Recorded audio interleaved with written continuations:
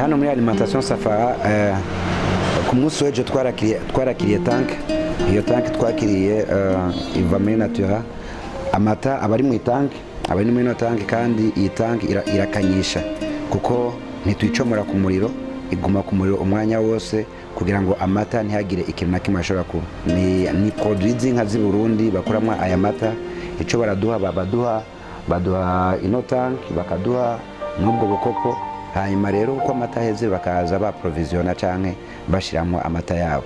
Hanyuma iyo mashini bayiduha mu ntumbero yuko abantu bagira facilite canke biborohera kugira ngo aho bari mu kibano babayemo bashe kuronka amata bitabagoye. Muri kano karere ka Nyakabiga abantu aya mata bazoyahurumbira kuko amata ntibashira hariho hose.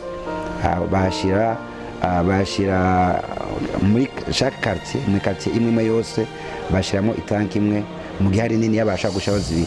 Tugomba kubabwira yuko mu Nyakabiga ari alimentation Safari yonyine isino tank, aho abantu bose bari rero baze kuvoma aya mata meza y'akanovera kandi ku giciro gizimbutse. Ntaco umuntu azazanye, umuntu aza uko nyene ayatwaramwo sawa, atagifise nta kibazo.